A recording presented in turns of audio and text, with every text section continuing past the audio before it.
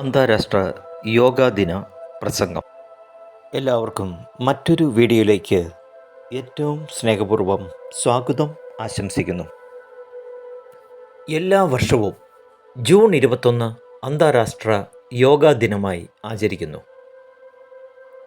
2014 September 27 നമ്മുടെ പ്രധാനമന്ത്രി ശ്രീ നരേന്ദ്രമോദിജി ഐക്യരാഷ്ട്രസഭയുടെ പൊതുസഭയെ അഭിസംബോധന ചെയ്തപ്പോഴാണ് ജൂൺ 21 അന്താരാഷ്ട്ര യോഗാ ദിനമായി തിരഞ്ഞെടുത്തത്.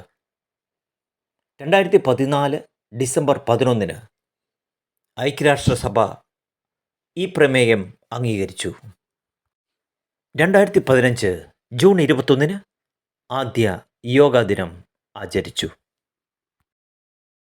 ഭാരതത്തിൽ ഉത്ഭവം കൊണ്ട യോഗ ശാരീരികവും മാനസികവും ആത്മീയവുമായ തലങ്ങളെ സ്പർശിച്ച് ശരീരത്തിൻ്റെയും മനസ്സിൻ്റെയും മാറ്റം ലക്ഷ്യമിടുന്നു.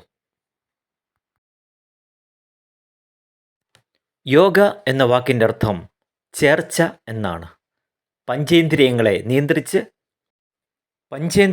നിയന്ത്രിച്ച് ആന്തരിക ഭാഗ്യ ശുചിത്വത്തിലൂന്നിയ നിത്യ പരിശീലനത്തിലൂടെ ആയുസ്സിൻ്റെ ദൈർഘ്യം കൂട്ടുന്ന വ്യായാമം, അതാണ് യോഗാഭ്യാസം. സർവരോഗ സംഹാരി എന്നതടക്കം പല വിശേഷങ്ങളുമുണ്ട് നമ്മുടെ യോഗയ്ക്ക്. തിരക്കും മത്സരവും വ്യാകുലതയും നിറഞ്ഞ ആധുനിക കാലത്ത് മനുഷ്യൻ്റെ വർദ്ധിച്ചു വരുന്ന മാനസിക പിരിമുറുക്കം അയക്കുവാൻ യോഗയ്ക്കുള്ള കഴിവ് അതുല്യമാണ്.